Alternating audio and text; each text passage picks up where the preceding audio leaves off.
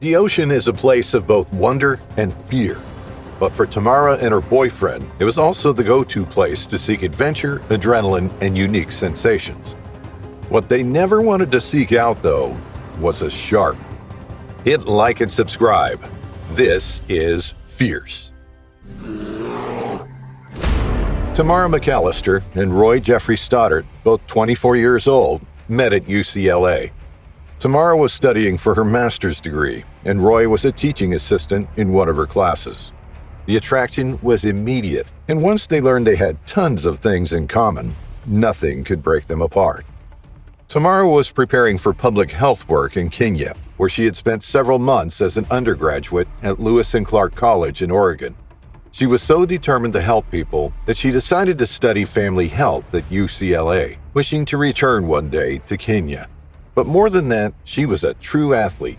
There wasn't a day when Tamara wasn't going for a run or for a quick dip in the ocean. She loved swimming and kayaking, although she was still a beginner. Fortunately for her, Roy, her boyfriend, was there to practice with her. Roy Jeffrey Stoddard was also a graduate student in public health and was working as a teaching assistant when he met Tamara. He had recently applied for medical school and just received his first acceptance letter. Since their first meeting, the couple had spent most every moment hiking, camping, climbing mountains, scuba diving, surfing, or kayaking together. Roy, who grew up in San Jose, was determined to show his girlfriend the natural glories of his home state, and she loved every second of it. Roy had tremendous respect for the ocean. He knew how to keep calm even in the worst swimming conditions. He knew he could never underestimate the powers of the ocean. Sadly, their last kayaking practice off the California coast ended abruptly when a shark attacked them. The morning of January 26, 1989, started at Roy's beach house in Malibu, which he shared with one of his friends, Randy Lee. Usually, both Roy and Tamara had evening classes at UCLA, so the mornings were reserved for training.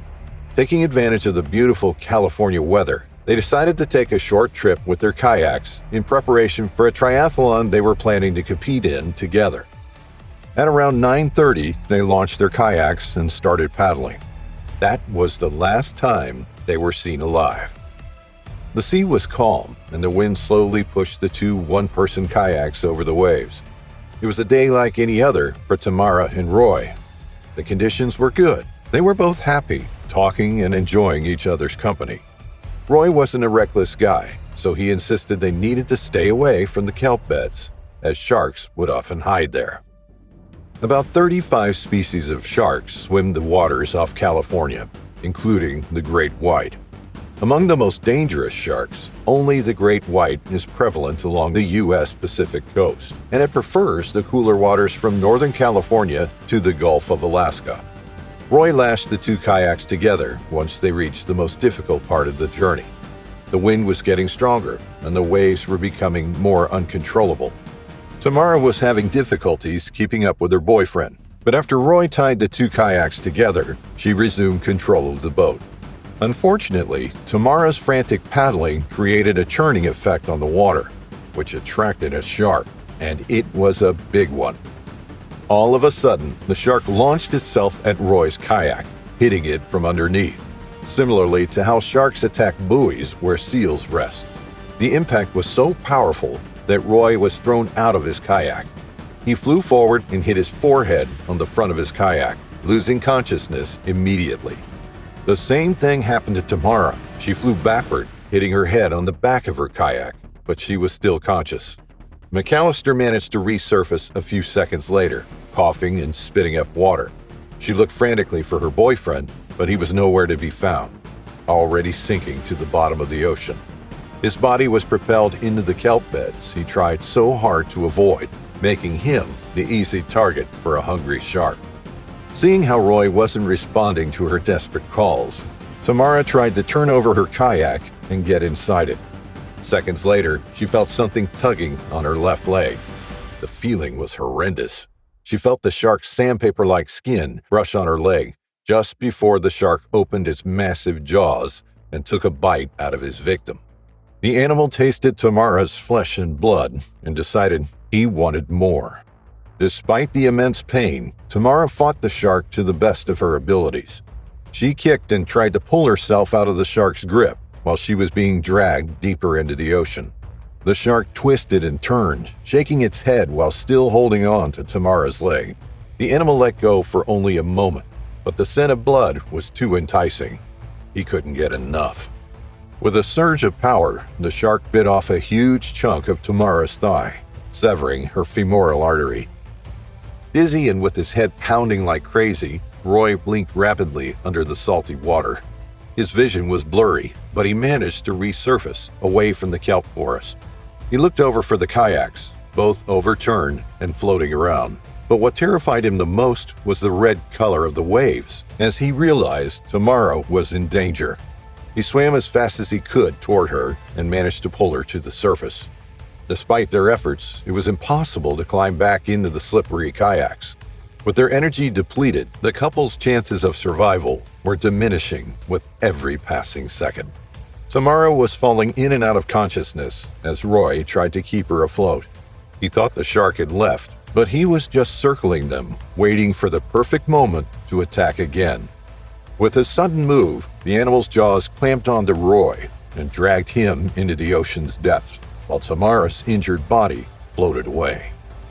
A few days later, after Tamara and Roy didn't show up for work, something uncharacteristic of them, the alarms went off. On Saturday at about 4:15 p.m., 2 days after the attack, Tamara's body was found off Channel Islands Harbor near Ventura by the crew of a sailboat. Her body had been carried about 30 miles north of Paradise Cove. She had been bitten 6 times and died of loss of blood. Authorities believed the shark was a great white, measuring at least 5 feet because of the size of the bite on her left thigh, more than 13 inches. After Tamara's body was discovered, the United States Coast Guard organized a search for Roy's body.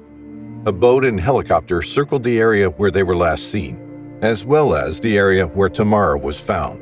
After a week-long search, they couldn't find any trace of Roy. Despite the couple's experience and the attack happening so close to the shore, nothing could have saved them from the great white's jaws. After all, Roy said it best: you should never underestimate the powers of the ocean.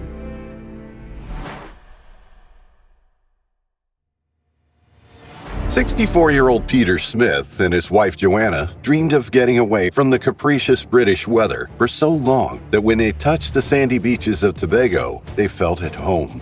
One thought was running through both of their minds: I never want to leave. Compared to British weather, this was a dream they didn't want to wake up from. Back at home, cloudy days, rain, and low temperatures awaited them, and the mere thought of soon having to go back to that made the couple feel blue. But before that, there was plenty more sunbathing, snorkeling, swimming, exploring, kayaking, and so on to do on Tobago. As soon as the sun rose, the Smiths and their friends made their way to Turtle Beach to start their daily holiday routine, enjoying the sunshine, the water, and the nice weather. Turtle Beach, also known as Great Cortland Bay, gets its name from the number of turtles that will come ashore and lay their eggs. As the couple was visiting Tobago right when turtle nesting started, Peter and Joanna went to this exact beach almost every day of their holiday. They even told their hotel management to let them know when the turtles made their way ashore, even if it was late at night, so they could go see them. So on an April Friday morning, they didn't even consider going anywhere else. Eager to bathe in the crystal clear waters, they dashed toward the gentle waves without thinking for a second that danger was lurking around, closer than ever before. Tobago wasn't known for its shark attacks, but on that day, a fierce bullshark would disturb Peter and Joanne's holiday. Laughter took over the entire beach as soon as a group of kids showed up and started playing close by. After a few minutes spent in the water, Joanna went back to her chaise lounge and watched the kids play, failing to conceal her pure joy. She thought to herself, this really is the best holiday ever. From time to time, she would point her eyes toward Peter, who was still relaxing in the shallow water with a few friends, just to check up on him. A shadowy silhouette made its way toward the small group that was lounging in the water, with their backs facing the beach. Taking advantage of their guard being down, the silhouette descended upon its prey. finally revealing itself: a bull shark.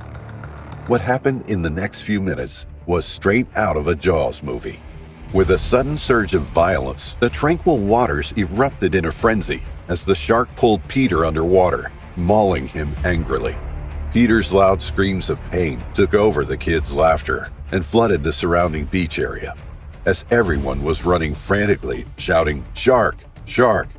Nobody saw this coming, especially Peter. Chaos erupted as people saw the fin of the 10-foot bull shark near the 64-year-old man and his friends. Everyone jumped out of the water and started to run, looking desperately for cover, except a single person who was running toward it. Joanna, clutching her towel, quickly got in the waist-deep water as Peter's friends shouted at her to go back to safety. The two men never left Peter's side as they fought the shark in order to keep it far away from the 64-year-old man. In the bubbly red-colored water, the shark kept coming back to attack its prey, one bite after another, his appetite insatiable. The sharp teeth clung to Peter's hands, thighs, and stomach, ripping him apart inch by inch. The bull shark simply couldn't get enough. As the water was turning more and more red, panic flooded their entire bodies and minds. Peter's friends, however, stood strong in front of the ferocious predator. They fought the beast until it finally gave up, running away with the taste of Peter's blood still fresh on its teeth. It was only then that his friends managed to get him out of the bloody water. Joanna was shaking as her husband screamed in pain. She simply stood still, not being capable of moving an inch, even though her heart was breaking with every second passing. As soon as Peter touched the shore, the damage was more real than ever. Although he was still conscious, Peter had suffered puncture wounds on his abdomen area, a serious injury on his left leg and arm, and he lost a few fingers from his left hand. His right hand was also severely injured. The shark was one step short of succeeding in its quest because of the courageous act Peter and Joanna's friends showed. People witnessed as Peter received initial medical care on the shore of Turtle Beach before being transported to the island's Scarborough General Hospital.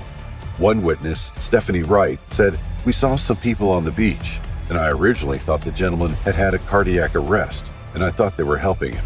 And then I saw someone running down with a towel, and then I saw a dorsal fin come out of the water and thought, oh my God, it's a shark."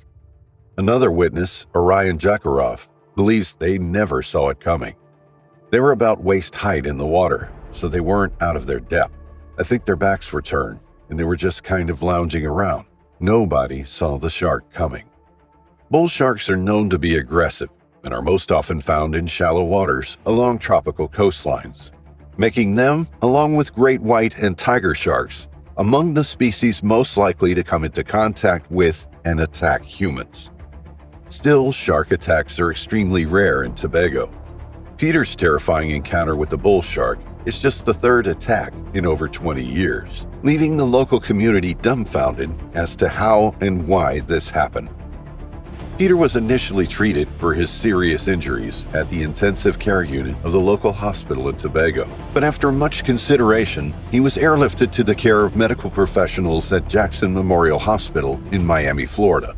After the horrific mauling he endured on a Friday morning that was supposed to be a peaceful one, he underwent surgery on his hand and leg, but there was still some more extensive work to be done. During all of this, his wife Joanna never left his side. She clung to him tightly, assuring Peter that he would be okay and encouraging him to survive for the sake of their two children. This horrifying event prompted an ambitious search for the bull shark. The authorities closed down the beaches and prohibited swimmers from going into the water for their safety's sake. A bounty was even placed for whoever was brave enough to capture the shark and move it away from the beaches of Tobago, but it was soon retracted.